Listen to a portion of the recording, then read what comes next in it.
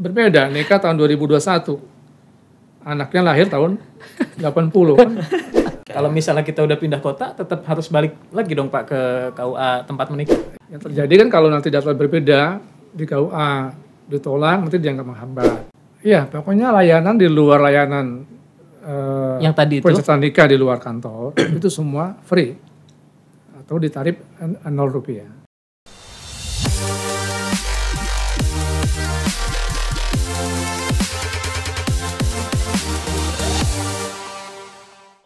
Jadi kita hari ini mau ngebahas tema yang ditunggu-tunggu oleh bujangan-bujangan. Iya. Nah, ini penting ya, sebetulnya bukan cuma bujangan mungkin ya. Jadi dari juga kemarin itu ada isu apa itu WO yang menawarkan pernikahan, mengajak pernikahan di usia dini. Iya, 12 tahun udah 12 bisa tahun. nikah. Kita mesti ngobrol sama narasumber yang tepat di Kementerian Agama, Pak Anwar Saadi. Iya, Pak Anwar Saadi. Kita mau tanya dulu ke beliau. Sebetulnya kalau batas usia nikah di Indonesia itu, kan kemarin kan dibilang 12 tahun udah mulai. Seharusnya Anda sudah menikah, sudah punya tanggung jawab untuk berkhidmat sama suami, katanya begitu. Nah kalau di regulasi sendiri sebetulnya gimana sih Pak? Batas usia nikah itu, ada yang bilang 19 tahun, ada yang bilang 21 tahun, ada yang bilang berapa tahun tuh? Gimana tuh Pak Kasubdit? Ya kalau merujuk kepada Undang-Undang Nomor 16 tahun 2019 tentang perubahan atas Undang-Undang Nomor 1 tahun 74 tentang perkawinan, usia pernikahan itu laki dan perempuan dua-duanya 19 tahun. 19 tahun. 19 tahun. Itu aturan yang baru per 2000. Ya 2019. 2019 ya. Undang-Undang Nomor 16. Kalau dulu kan kalau nggak keliru itu kalau laki-laki 19, perempuan 16 kalau nggak salah ya Pak? Ya itu kan sudah dilakukan perubahan setelah ada keputusan Mahkamah Konstitusi tentang usia perkawinan. Jadi sekarang sama. Itu tadinya ada yang judicial review Pak terhadap betul. usia nikah, batas usia nikah perempuan itu. Betul, karena dianggap kok yang laki-laki 19, yang perempuan 16 dianggap tidak adil dari segi batas usia, dianggap diskriminasi. Oleh karena itu hasil dari pembahasan di DPR kemudian diubahlah pasal yang mengatur tentang usia perkawinan. Jadi akhirnya disamakan ya. Betul. Cewek sama cowok sekarang sama banget 19 tahun. Tapi saya pernah baca kalau nggak keliru itu malah semangat untuk usia nikah itu minimal 21 Pak. Kalau 21 itu juga ada ketentuannya dalam undang-undang. Jadi kalau umurnya belum 21 itu harus ada izin tertulis orang tua. Jadi sebenarnya kontrol untuk menikah atau tidak menikah usia dini itu ada di orang tua.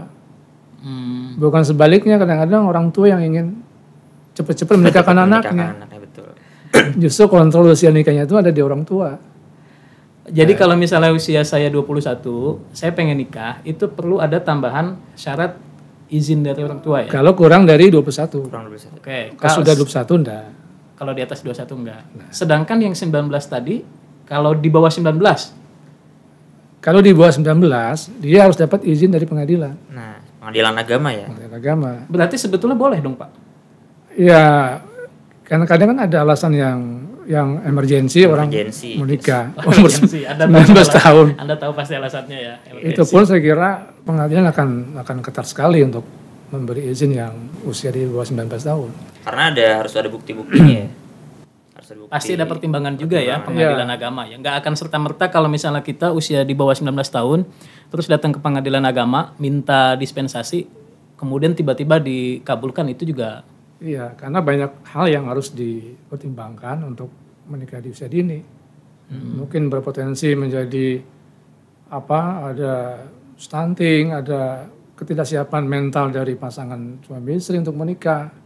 Jadi banyak hal yang harus dipersiapkan. Jadi sebetulnya teman-teman ini mesti tahu kalau semangat undang-undangnya itu sebetulnya 21. Berarti kalau gitu Bang. 21, iya. Di bawah 21 Anda boleh misalnya pengen married tapi harus ada izin dari orang tua. Nah, kalau izin orang tuanya itu bentuknya tulisan atau ada surat pernyataan? Apa cuma sungkem doang Pak minta izin terus dapat gitu? Tertulis. Jadi Tertulis kalau ya. di formulir nikah itu ada formulir izin dari orang tua.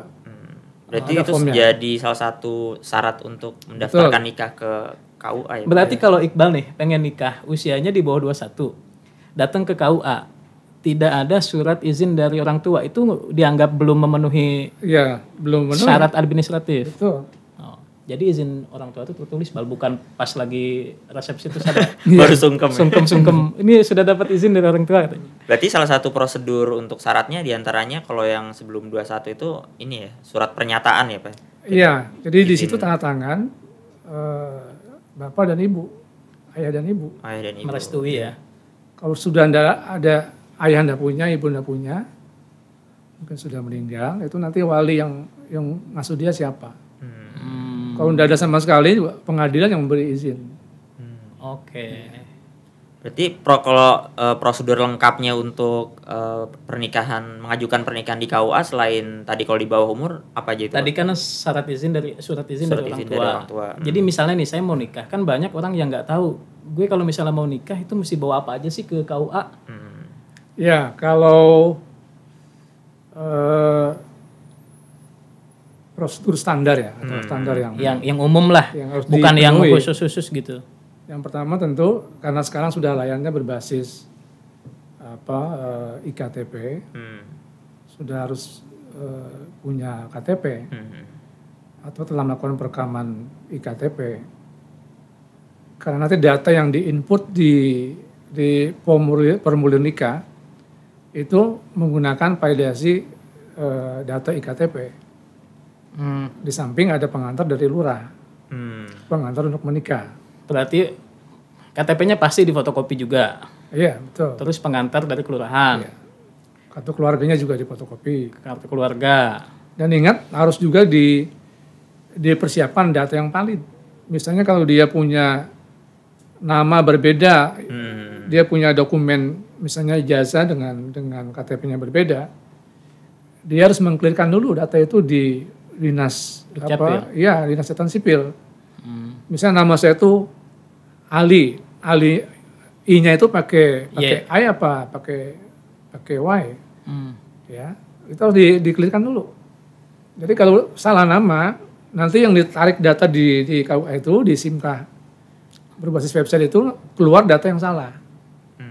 Karena di KUA itu di input sudah berbasis online ya Pak ya? Iya, Jadi karena dia dia- terintegrasi ya datanya? Iya, jadi petugas KUA itu kan menginput nomor NIK yang bersangkutan, Iya. kemudian datanya ditarik dari data kependudukan, data siap. Milik Dukcapil, Ya, betul. Dinas apa penduduk? Kemendagri ya? Iya, Kemendagri ya. Ya, Penduduk dan catatan sipil. betul. Jadi orang yang mau menikah, teman-teman yang mau menikah, dia harus memastikan bahwa data di KTP-nya itu sudah benar. Oke. Karena nanti itulah yang akan dituangkan di dalam formulir nikah. Itu termasuk sampai ke spelling huruf Pak?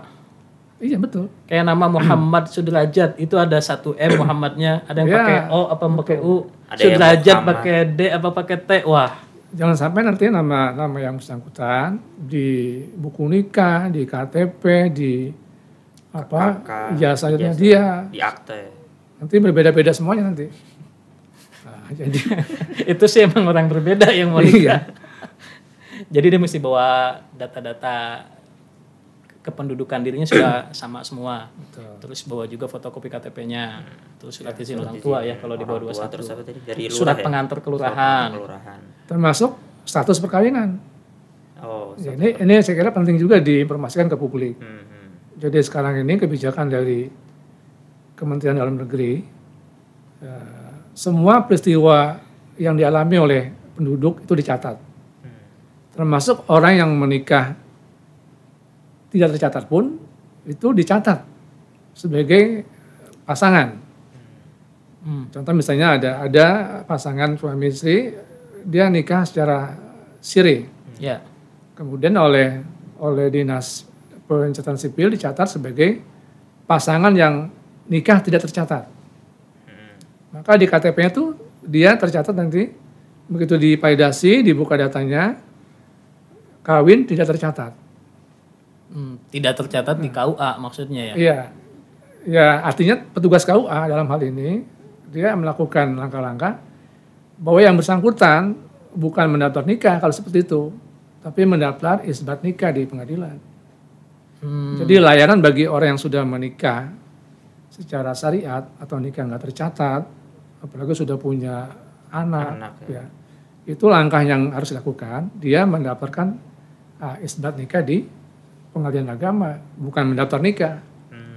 Kalau mendaftar nikah nanti dia mengalami persoalan karena begitu dibuka database-nya tercatat ya. Sudah ada tulisan kawin tidak tercatat. Oh, jadi kalau misalnya orang dulu nikah siri nih, kan waktu itu dia nikah nggak dicatat di KUA. Betul. Kemudian dia butuh buku nikah, otomatis kan dia mesti datang ke KUA tuh, karena butuh buku nikah. Yang harus dia lakukan adalah dia mengikuti sidang isbat. Sidang isbat di pengadilan agama. Sidang isbat itu tentang nikah ternyata ya, Bal ya? Iya. Bukan sidang isbat yang penetapan 1 Ramadan. Jadi artinya nanti pengadilan melihat apa benar yang bersangkutan menikah secara syariat Islam. Ya, nanti kan pengadilan kasih amar putusan tuh ya. Betul. Keputusannya itu yang dibawa ke KUA. Nah, kalau sudah ada putusannya, ada amarnya untuk KUA untuk mencatat, nah baru dicatat oleh KUA. Dan dikeluarkan buku nikah buat yang bersangkutan dan dicatat peristiwa nikahnya sesuai dengan peristiwa ketika dia menikah. Betul. Oke. Validasi lah ya di pengadilan. Iya. Ini mesti dirapiin sih sebetulnya yang begini-begini ya. Karena dulu kan banyak yang nikah yang nggak dicatat di KUA. Biasanya kalau nikah masal tuh ada yang kayak kakek nenek kan baru nikah. Iya. Karena Nah, ini sebenarnya itu event yang menurut saya kurang tepat. Jadi kalau sudah punya cucu, punya anak, itu bukan ikut nikah masal, tapi ikut isbat masal. Isbat nikah masal. Sudah punya cucu, Pak, dia. Nanti buku nikahnya kan berbeda, nikah tahun 2021. Anaknya lahir tahun 80 kan. Lucu nanti. Dipertanyakan ini. Nah ini Pak saya tahu Pak, kalau misalnya nikah itu, kalau di KUA, di jam kerja itu kan Rp0. Dan tarifnya akan jadi 600.000 kalau nikahnya di luar KUA. Atau tetap di KUA tapi di luar jam kerja. Jadi misalnya ada orang nikah di KUA, meskipun di KUA kalau nikahnya jam 5 sore, itu kan udah di luar jam kerja, itu tetap kena tarif 600.000 ya. Sabtu juga gitu ya berarti? Sabtu, Minggu juga sama. Ini kita banyak mendeliver pertanyaan dari media sosial punya Bimas Islam, Pak Anwar. Katanya nikah 600.000, tapi kok saudara saya nikah 1.200.000 habisnya budgetnya. Nah itu menjawab pertanyaan netizen yang semacam ini, penjelasannya gimana Pak?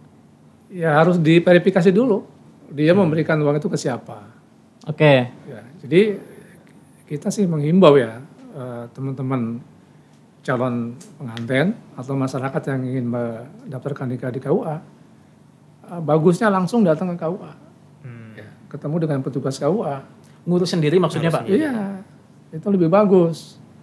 Kalau dia menyuruh pihak ketiga, apalagi biro jasa, apa ya tanda kutip calo lah, ini kan susah mengontrolnya kita. Oh jadi sebetulnya kalau orang ngeluarin duit yang 1,5 juta buat nikah, itu kan biasa suka ada yang ngurus kan, di kampung-kampung atau di kompleks tuh suka ada yang ngurusin. Biasa orang tuanya sama dia aja lebih cepet. Itu sih sama artinya kita bayar ke pihak ketiga untuk ngurusin layanan publik yang kita butuhkan ya Pak.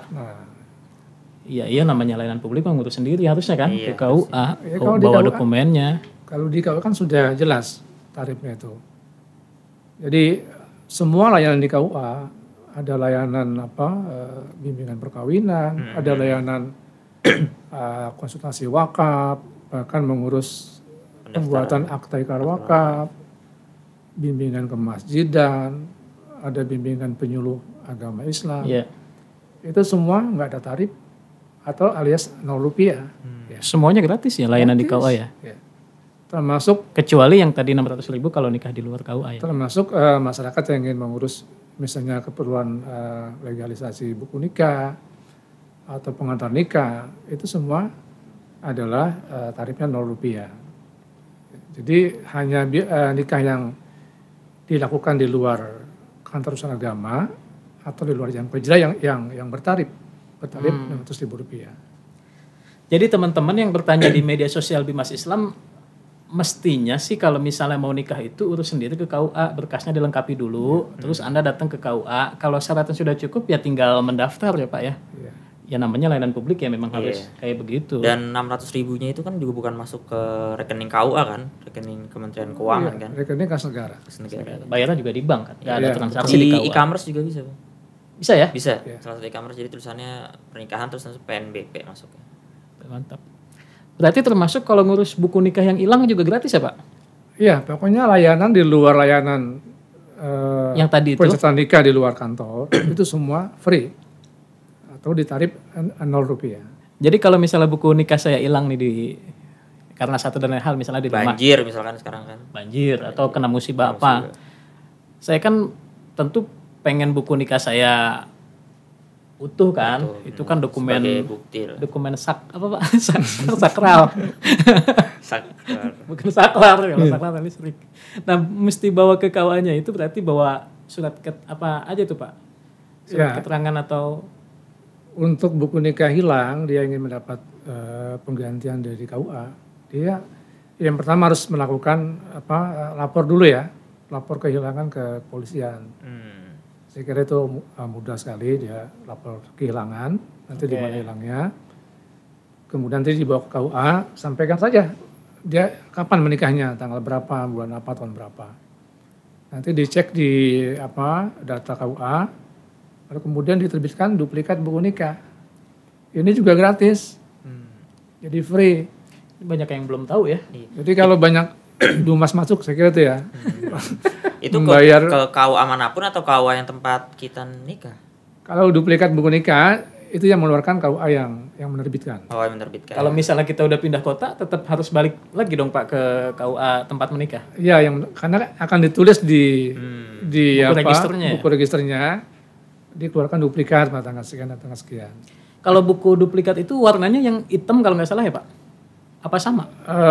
Sekarang ini terbitan baru berwarna biru ya, ya agak biru setelah itu ya. Iya.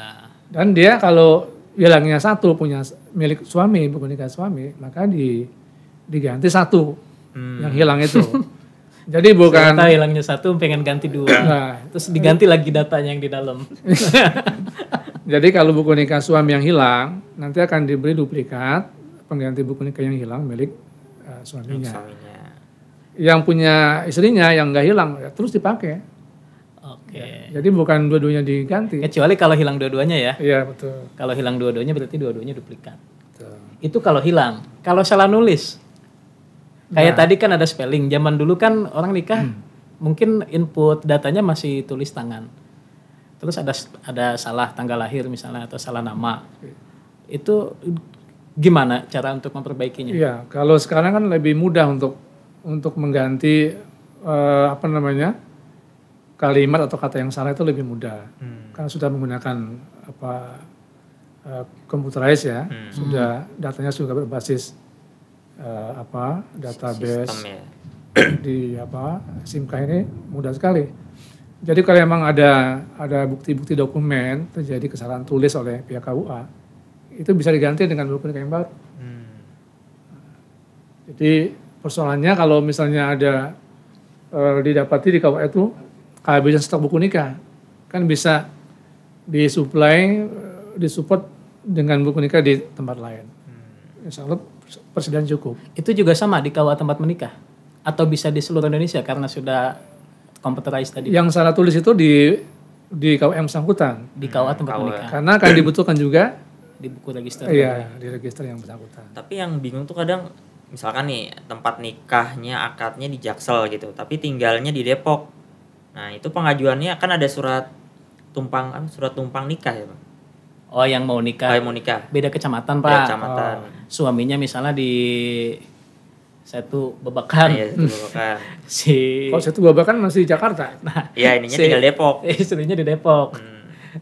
Nah, itu mesti bikin surat tumpang nikah ya, Pak? Iya, surat sekarang istilahnya itu rekomendasi nikah. Oh, surat rekomendasi nikah. Diurus oleh si orang yang berdomisili berbeda dengan tempat menikahnya? Iya, betul. Kalau misalnya pihak calon suaminya tinggal di daerah Depok, maka dia lapor ke KUA yang mewilayahi dia. KUA di Depok itu setelah membawa pengantar dari lurah tentunya ya. Hmm. Surat pengantar dari lurah, kemudian ke KUA di tempat tinggalnya, minta surat pengantar untuk nikah di Jakarta. Seperti itu. Kalau si istrinya yang sudah di Jakarta nggak perlu ya. Jadi cuma untuk mereka yang berdomisili berbeda dengan tempat lokasi pencatatan nikah dia. Tapi kalau misalkan dua-duanya berbeda, misalkan mau nikah di Bali itu biar happening gitu. Di Bali lah. Di Bali misalnya. misalkan. Bisa saja. Orang kaya nih Pak, dia mau nikah di Bali misalnya. Jadi Istrinya di Kalimantan. orang yang mau menikah itu kan boleh di mana saja. Termasuk di luar negeri juga banyak. Depan Ka'bah Pak orang Iya. Nah, itu. Gimana ngurusnya tuh ya depan Ka'bah ya? Ya kalau di depan Ka'bah kan dia harus lapor ke KJRI Jeddah. Di sana juga ada PPN kita kan. Tentu membawa perlengkapan dokumen dari masing-masing domisilinya. Kalau dia satu kecamatan ya minta pengantar dari lurah, kemudian kecamatan yang bersangkutan, kecamatan yang bersangkutan. Kemudian di PMA 20 juga yang bersangkutan harus melegalisasi dokumennya di sini di Kementerian Agama. Di Indonesia? Ya. Maksudnya di Indonesia itu di kantor pusat Kementerian Ya, Agama? Pak? orang Indonesia yang mau menikah di luar negeri, dia harus mendapatkan legalisasi di sini.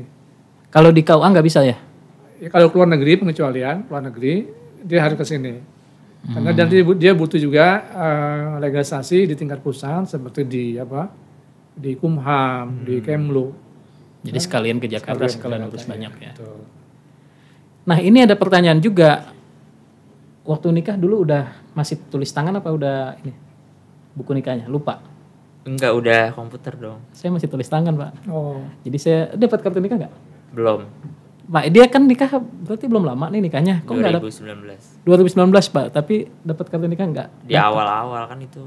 Saya mah kalau nikah karena udah lama masih pakai tulis tangan belum dapat kartu nikah ya maklum. Ini yang baru-baru ternyata ada juga yang belum dapat kartu nikah. ya, kartu nikah itu kan dikeluarkan di mungkin akhir dari 2018. Itu pun hanya di beberapa kota, karena dia masih Prototipe. pilot project ya. Pilot project. Jadi kita ingin menyampaikan ke publik bahwa di aplikasi layanan KUA SIMKAH berbasis website itu bisa menerbitkan juga kartu nikah.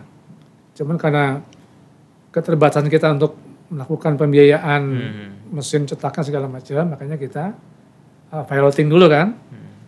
Nah ke depan mungkin mulai 2021 ini kita akan juga terbitkan nanti kartu nikah digital. Jadi semua bisa mengakses. Oh jadi kartunya nggak fisik? Jadi yang sudah piloting tetap jalan, yang belum kebagian pilot project untuk mendapat kartu nikah, dia bisa mendownload di nanti aplikasi yang akan kita berikan kepada semua pasangan untuk mendownload kartu nikah yang dikeluarkan oleh KUA. Berarti ini lama kelamaan semua KUA akan bisa mengeluarkan kartu nikah. Untuk sekarang sementara belum, baru di beberapa KUA dulu. Betul ya. Jadi kalau ada netizen bertanya, saya kok udah married tapi nggak dapat kartu nikah, mungkin dia menikah di KUA yang belum menjadi Pilot project itu. pilot project. Betul. Biayanya kalau di beberapa titik gratis. Apa ada Biaya apa tuh? Biaya Kartu nikah. kartu nikahnya itu. Pokoknya semua Pokoknya semua layanan di KUA gratis aja ya. yang mau bayar PNBP yang mau tidak semua gratis. Misalnya buku nikah kan, walaupun dia nggak bayar nikah karena di kantor, tetap dapat buku nikah. Iya. Termasuk yang kartu nikah. ya. Jadi kalau emang sudah masuk piloting, semua yang menikah itu dapat buku nikah dan kartu nikah.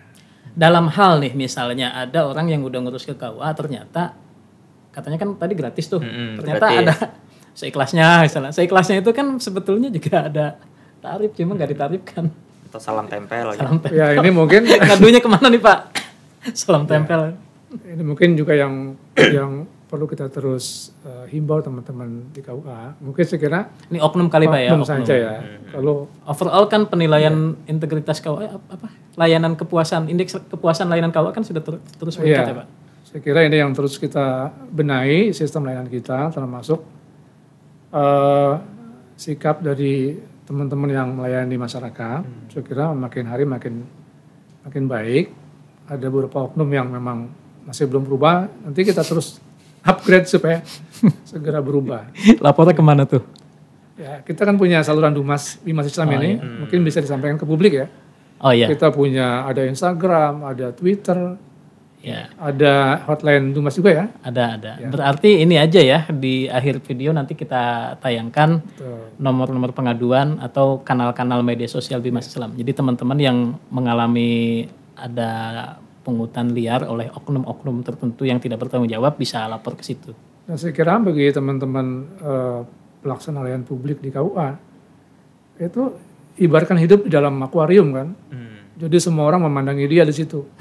Apa yang dilakukan semua orang akan pantau. Ya, jadi kita harap teman-teman juga berhati-hati karena siapa sangka ada itu Dumas yang masuk itu kan ada daerah pelosok nyampe ke sini juga kan. Tahu Dumas nggak? Pengaduan masyarakat. Iya. Pengaduan masyarakat. Bukan pengaduan Masya Allah. Nah tadi Pak balik lagi ke kartu. Emang fungsinya buat apa sih Pak kartu nikah? Kan sudah ada buku nikah. Ya buku nikah itu kan bentuknya buku ya. Iya. Jadi ada sekitar 10 halaman kan kalau dibawa mungkin agak merepotkan. Terutama kalau mereka berpergian ingin menginap segala macam. Itu kan praktis saja. Termasuk iya. Kita kalau traveling harus bawa buku nikah ya? Kalau nggak punya kartu. Iya kalau ngajak pasangan Kalau di gitu. hotel syariah. Di hotel syariah. Saya jarang ngajak istri liburan soalnya jadi nggak tahu. Apalagi liburannya ke daerah yang Timur Tengah kan. Dia harus bawa buku nikah. Dan di hotel-hotel syariah juga sekarang kan diminta ya.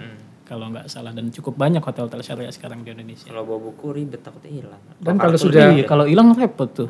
Iya kalau dia bawa kartu nikah, dia kan bisa juga tunjukkan itu kan bisa dipindai kan datanya itu. Di-scan. Bisa di-scan, nanti data yang diperlukan oleh pihak yang berkepentingan dia bisa lihat datanya. Ada fotonya, ada namanya, ada nomor IKTP-nya. Berarti buku nikah itu ibarat BPKB. Ditinggal di rumah. Betul. Kartu nikah itu STNK-nya dibawa. Gitu. Pak, ini saya mau tanya Pak, kalau misalnya kita punya buku nikah, terus kita ragu buku nikah kita ini asli atau palsu. Cara mendeteksi buku nikah kita asli atau palsu gimana? Yang pertama cara manual, dia harus datang ke KUA. Oh, repot lah istilahnya kalau begitu ya. Itu manual. Ah. Yang kedua, dia bisa cek ya ke petugas terdekat lah di mana saja KUA-nya kan bisa. Nanti dicek di KUA terdekat dari domisili dia. Iya, data digital di KUA kan mudah sekarang. Tinggal di input namanya siapa atau di input nomor korporasi buku nikahnya yang bolong-bolong itu ya. Tulis bolong-bolong itu. Iya. Itu ketahuan namanya siapa. Makanya sebenarnya salah satu target kita untuk kenapa data nikah itu dibuat data digital dalam SIMKA supaya tadi dapat mengenali mana buku nikah yang asli, mana yang palsu. Jadi kalau buku nikah sudah ada kode QR-nya, di scan ada datanya itu pasti. Buku nikah yang sekarang ada QR code-nya Pak? Iya. Jadi begitu dicetak di KUA, dia ngeluarkan kode QR. Berarti tinggal di scan aja pakai handphone kita, nanti dia nge-link ke data SIMKA, Sistem Informasi Manajemen Nikah. Kalau misalnya ternyata begitu di scan nggak nyambung-nyambung, patut diduga itu palsu. Palsu atau aspal ya. Oke. Terus terakhir Bal ada pertanyaan lagi nggak? Iya kan kemarin juga ada, kalau nikah harus ada sertifikat layak nikah tuh. Jadi yang mau nikah sama bingung kan nih sertifikat layak nikah apa nih? Sebenarnya apa sih yang emang ada sertifikat layak nikah Pak? Ya sebenarnya untuk saat pernikahan di KUA, yang pertama tadi setelah terpenuhi persyaratan administratif, pengantar dari kelurahan, terus KTP, KK yang begitu-begitu ya. Kalau dia anggota TNI, Polri harus ada surat izin dari atasannya. Pas foto tentu ya yang untuk ditempel di buku nikah. Kalau dia WNA harus ada surat dari perwakilan negaranya. Ada lagi satu sebenarnya yang wajib diikuti tahapannya, dia ikut bimbingan perkawinan. Oke. Ya, nah bimbingan perkawinan ini mungkin ke depan akan diatur regulasinya. Jadi semua yang menikah di KUA harus mendapatkan sertifikat telah mengikuti bimbingan perkawinan dalam rangka memberikan pembekalan kepada pasangan yang mau nikah tentang wawasan berkeluarga. Ya, kewajiban suami istri, apa kewajiban suami, kewajiban istri, Kalau sudah punya anak, bagaimana mengasuh anak. Ini semacam training gitu ya Pak ya? Semacam seminar atau Iya, Seminar parenting. seminar gitu ya, parenting atau gitu ya? iya, kursus lah. khusus. Kursus untuk calon pengantin. Bahkan katanya juga ada tentang perencanaan keuangan keluarga ya Pak ya? Iya, itu termasuk materi-materi yang ada dalam Bimbingan. bimbingan perkawinan. Nah, pada depan itu saya kira menjadi bagian dari persyaratan orang menikah. Mungkin bagus kalau itu Dan akan berlaku di seluruh Indonesia. Iya. Ya bagus ya, jadi pengantin-pengantin itu punya wawasan juga. Dan punya pembekalan. Bukan cuma asal pengen nikah doang, tapi dia nggak punya bekal yang cukup untuk mengarungi bahtera rumah tangga. Jadi istilah sertifikat layak kawin itu memang diberlakukan di beberapa daerah. Jadi pemerintah daerahnya yang ingin seperti itu. Yang inisiatif. Oh jadi selain syarat yang ditetapkan oleh KUA atau Kementerian Agama, ada syarat juga yang bisa jadi Pemdanya punya kebijakan tertentu ya. Misalnya pemeriksaan kesehatan. Itu kan Nah iya baik-baik tuh aja. ada tuh. Pelan-pelan tapi saya kira baik-baik aja. silakan Harus aja. bawa surat keterangan dari puskesmas gitu ya. Kadang-kadang ada juga tuh yang minta datanya itu nggak cukup KTP sama KK Pak, minta ijazah. Buat apa ya Pak? Ijazah itu sebenarnya kalau sekarang sudah diganti dengan akta kelahiran ya. Iya. Iya. Validasi kali ya. Jadi untuk Mungkin untuk mencocokkan spelling nama dari berbagai macam identitas yang dia punya ya Pak ya? iya. Bukti identitas yang dia punya. Ya, jadi kalau sudah ada KTP, ada akta kelahiran, sebenarnya tidak perlu lagi ijazah. Biasa ya. Karena database yang dipakai itu adalah akta kelahiran. Jadi KTP dengan akta kelahiran harus sama. Mungkin gini Pak, kalau KTP sama akte kelahiran bisa diganti namanya ke Dukcapil, tapi kalau ijazah nggak bisa dipakai. Nah kalau Nggak ijazah, bisa diganti. nah kalau misalnya dokumen tanggal lahir dan nama yang digunakan di ijazah, yang bersangkutan mestinya merubah database-nya di Dinas Catatan Sipil. Iya, disamakan. Oh nama dulu saya semua. yang benar seperti yang di ijazah Pak. Jadi dia harus rubah. Iya. Sebelum menikah kita harapkan masyarakat merubah itu. Jadi sebelum teman-teman menikah itu semua data diri itu dibikin sama dulu ya, jangan sampai ada perbedaan. Dan memang seharusnya seperti itu. Ya. Yang terjadi kan kalau nanti data berbeda di KUA ditolak nanti dianggap menghambat. Padahal yang bersangkutan punya data beda-beda. Padahal syaratnya yang belum terpenuhi Iya, ya. betul. Gitu. Nikahnya sendiri sebetulnya gampang kalau misalnya orang mau nikah syaratnya udah cukup, tinggal datang ke KUA, daftar ya dilayani. Tapi kalau nitip ke orang selain juga ngeluarin Iya. biaya lebih, syarat-syaratnya juga misalnya belum lengkap ya mau gimana lagi, KUA juga kan nggak mungkin melayani ya Pak. Seperti itu. Oke deh, kita ngobrol udah lumayan nih dan cukup banyak informasi yang kita dapat tentang prosedur nikah. Terima kasih Pak Anwar atas informasinya. Ini pasti manfaat buat teman-teman yang Amin. nunggu sedang menanti di batas waktu. Iya, karena COVID jadi nunda-nunda terus. Oke, thank you. Ketemu lagi di podcast Bimas Islam to the Point di episode berikutnya. Terima kasih. Assalamualaikum warahmatullahi wabarakatuh. Waalaikumsalam warahmatullahi wabarakatuh.